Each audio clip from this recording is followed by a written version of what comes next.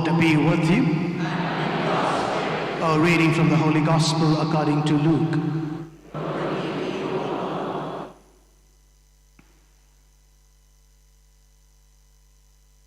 Now Jesus' parents went to Jerusalem every year at the feast of the Passover. And when he was 12 years old, they went up according to the custom. And when the feast was ended, as they were returning, the boy Jesus stayed behind in Jerusalem. His parents did not know it, but supposing him to be in the group, they went a day's journey. But then they began to search for him among their relatives and acquaintances. And when they did not find him, they returned to Jerusalem searching for him. After 3 days, they found him in the temple, sitting among the teachers, listening to them and asking them questions. And all who heard him were amazed at his understanding and his answers. And when his parents saw him, they were astonished. And his mother said to him, "Son, why have you treated us so? Behold, your father and I have been searching for you in great distress." And he said to them, "Why were you looking for me? Did you not know that I must be in my Father's house?" And they did not understand the saying that he spoke to them. And he went down with them and came to Nazareth and was submissive to them. And his mother treasured up all these things in her heart. And Jesus increased in wisdom and in stature and in favor with God and man. The Gospel of the Lord. Praise to you, Lord Jesus Christ.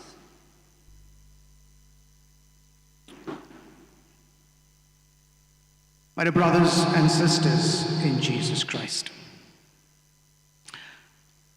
on the second day of our journey, the Novena to our Mother Perpetual Help,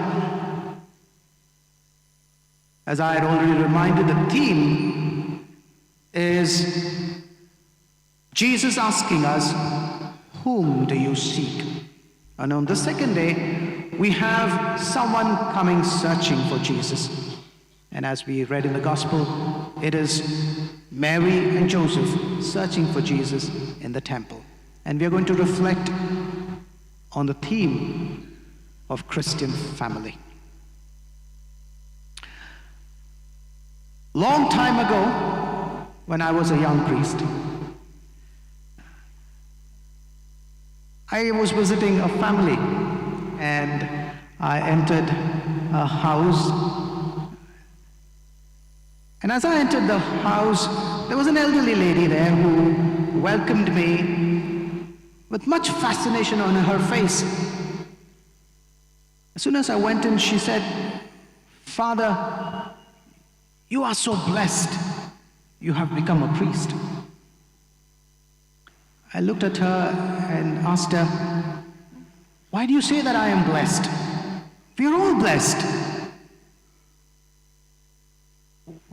What's the reason for you to call me blessed?"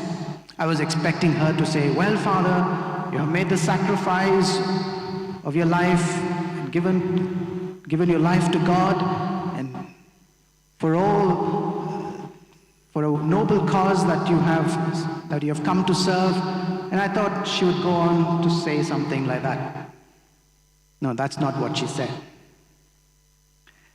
She looked at me and said, "Well, Father, you are so blessed because you're so lucky. You don't have to deal with the problems of family life. Look at us, all the time worried about children and family. You don't have all that. You are so blessed."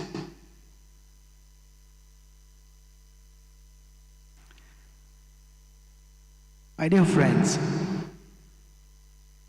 for all those of us, especially for you who are married, who have a family today, who have come together as a family, I ask you today, what is your family for you today? What is your experience of being in a family? Can you say that your family is a blessing from God? Your wife, your husband, your children, your parents, your grandparents, all those who are in your family, you feel God has blessed you with people to love you, to care for you, to support you, to journey along with you? Or has your family turned out to be a burden for you? Perhaps you as an elderly person, are you regretting and asking God that I gave all my life for my children, I spent all my days taking care of my beloved ones, but no one is with me now, I'm alone. For whom I spent my life, they've all abandoned me. I'm all by myself. I'm lonely. Or are you, as a husband and wife, as married couple, look at yourself and say, my relationship has lost its charm. There is no love left. There is no romance there. We are just living together because we have a responsibility of our children and don't see any other way to live our lives. Our relationship has just gone dry. Or perhaps as children in the family, maybe as youngsters or teenagers, do you say about your family as, I just live in my house because I have to, I have no choice. My parents don't understand me, they don't have time for me, they just have a list of do's and don'ts for me, and I feel so compelled to do that. I just don't have a family. I only have a house to live.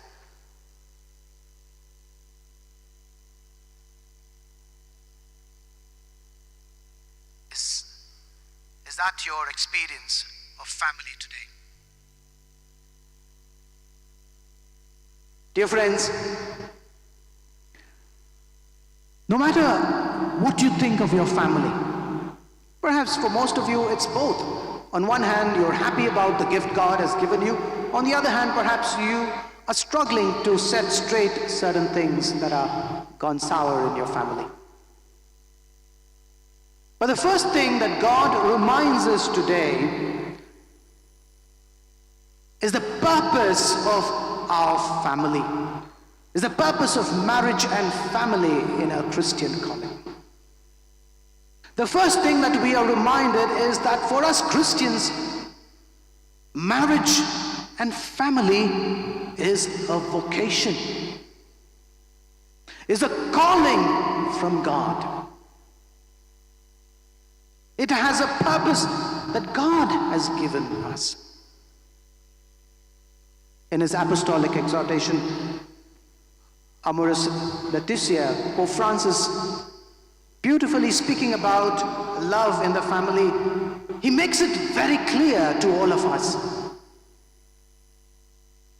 that the purpose of every Christian family is to live the gospel message, is to bear witness to the love of God. For yourself, within the family, and to the community outside. That is the purpose of our Christian family. To bear witness to Christ in and through your marriage and family.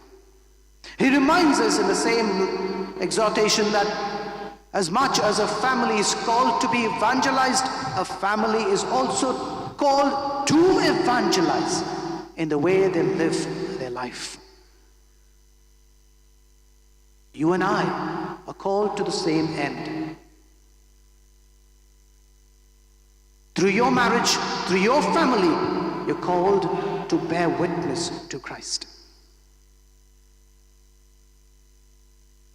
But my dear friends, today We are living in a time wherein the very existence of family, the institution of family is questioned.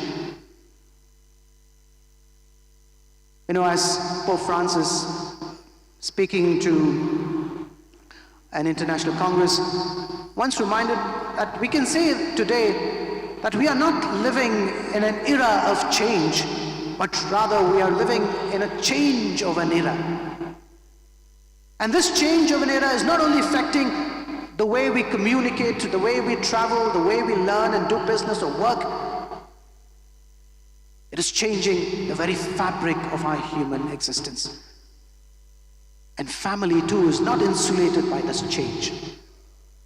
This wind of change is shaking the very foundations of those values of what it means to be a family. Today I would like to highlight 3 areas perhaps which we consider as essential, being questioned by the modern society. First, the very need for the institution of marriage is questioned. The very understanding of family, marriage, is questioned. As we understand that God created man and woman and willed that they would come together in marriage so that their love, through their procreation, would further human civilization. That very basic understanding of marriage and family itself is questioned. Sometimes even within the Christian community, the very need for a sacramental marriage itself is questioned. I've met young people who are looking for a life partner. If you ask them, what do you look for someone in your life partner? What are the qualities that you would ask for? Everything would be there. Emotional compatibility, financially secure, someone who would love and who would respect. But what about someone who would share in your faith? Sometimes that's not in the list at all. Sometimes even for the parents, it's not in the list. My dear friends, it's not that those who marry outside their faith don't have a happy married life. I've seen many couples who are interfaith marriages where they have a good married life. But the point is this: marriage is a communion that is intimate. As husband and wife, you share everything about who you are in your marriage. And if your relationship with God is one of the most essential aspects of your life, you would like to share that with your partner. And if you are not in a union where you can share your very faith, then perhaps that relationship may turn out to be spiritually sterile, as it were. God may be missing in that relationship. We are in a society where sometimes, forget about sacramental marriage, marriage itself seems to be unnecessary. They feel that they are not ready for a sacramental marriage, for its commitment. But they are ready to live in together in a live-in relationship. Sometimes they go ahead and even have children before marriage, but they are not ready to commit themselves in a sacramental marriage. Another danger that we see in our society is that there seem to be, as it were, there's no need to have children in a family. I've seen young people who are married who find having children seem something of a burden. Some time ago I came across a term called DINKS, D-I-N-K-S. It's an acronym. Some of you might have heard it. An acronym to say double income, no kids. Both husband and wives working, no kids. They only have time for their work and the rest of the time for themselves. And if they need another person or another one to fill in the gap, they will get a pet at home. Why? To have children is too much to sacrifice. Sometimes they may even go ahead and have have a child, but they cannot think of another. Once I was having a conversation with a very good friends of mine, a couple who had a child and who had no plans for another, and asked them, why not? And this is what they told me: Father, we want to give the best to our child. All our love, our time, our resources, it's too expensive now and it's too demanding. So if we have another child, we may have to compromise on this. So we have decided just to have one, for the sake of the child and for our own sanity. To have children has turned out to be a burden in our modern society. Another thing that we have compromised is as if there is no need for common living as a family. There was a time years ago when families used to live together, grandparents, parents, children. Of course, urbanization has not allowed that to continue. We moved on to nuclear families. But now even that arrangement seems to be far-fetched. We have families now wherein, though we have families all here, but they're all living in different places, either for work or for education.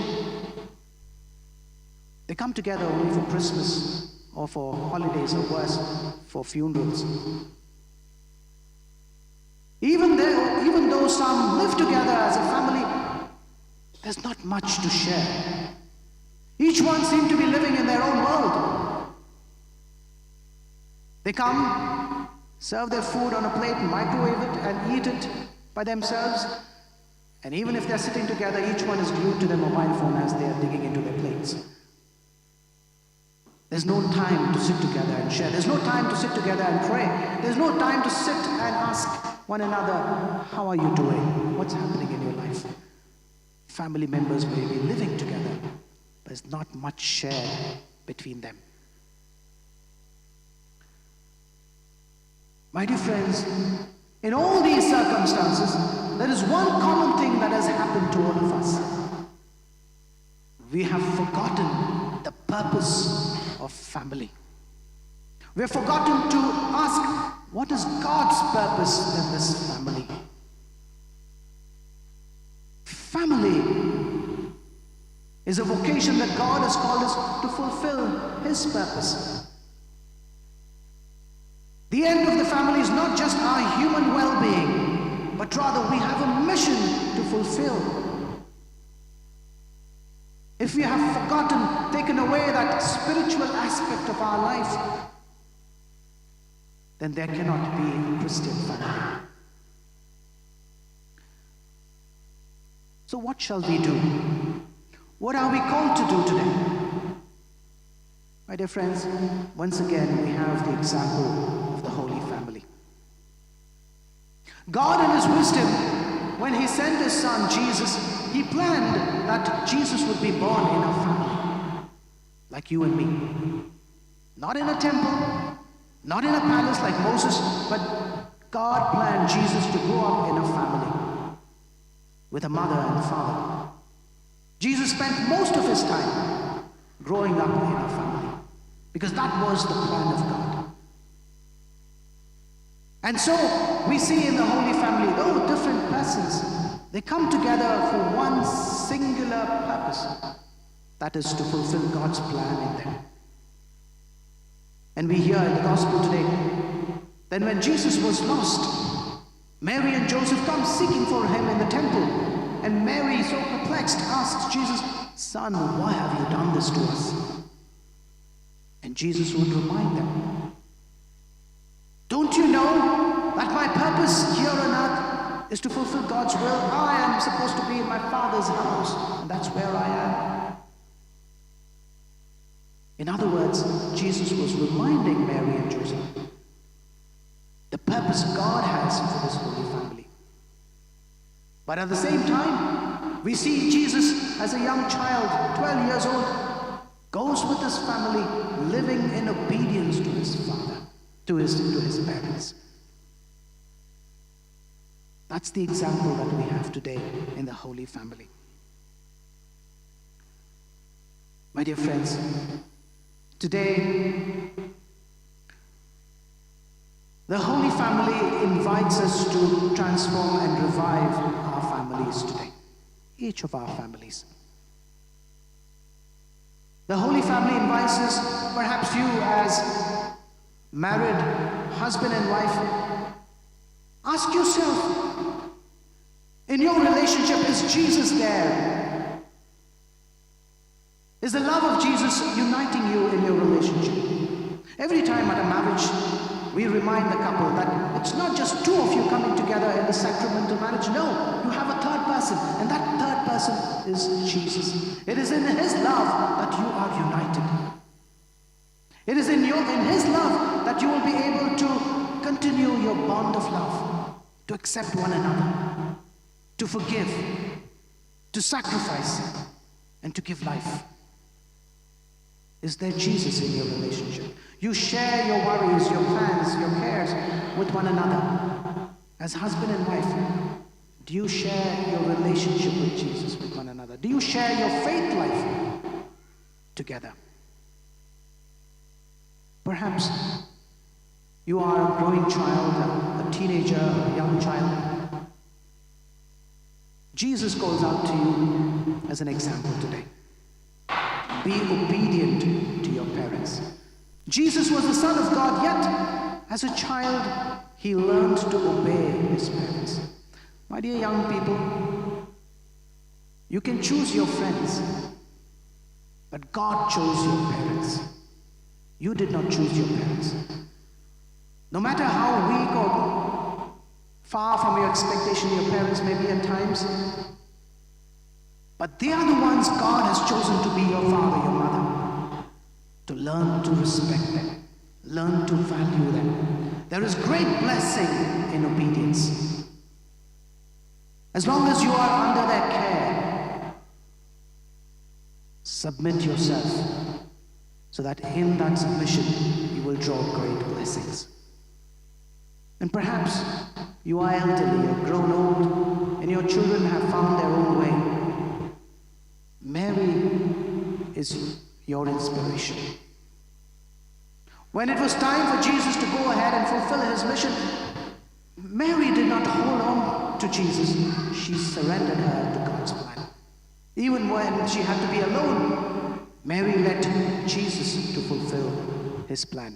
And therefore, perhaps you as elderly parents at times have to learn to let go of your children, to fulfill their plan that God has for them.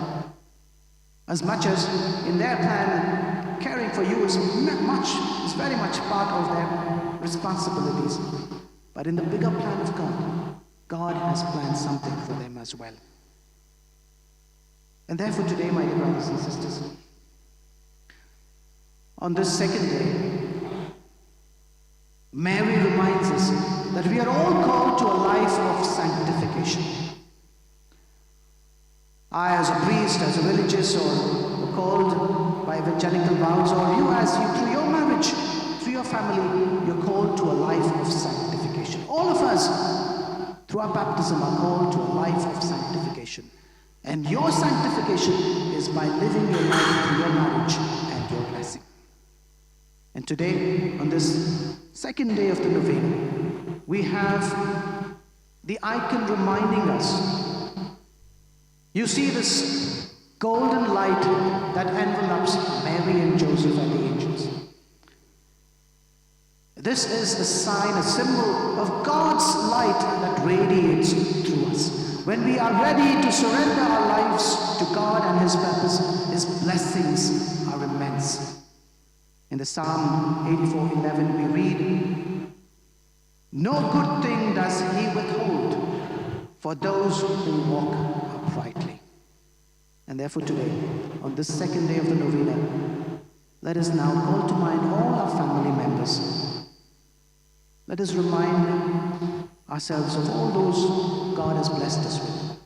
Surrendering them, let us say this prayer. Lord, I surrender my family into your care.